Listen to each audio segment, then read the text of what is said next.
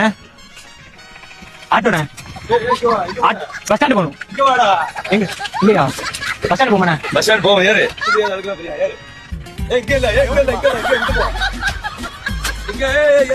இங்க வாடா. எங்கண்ணா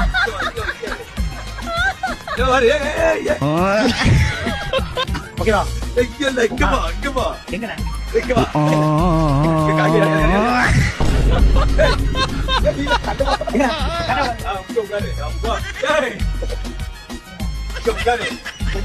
நான் சீட் காட்டுங்க விடுங்க.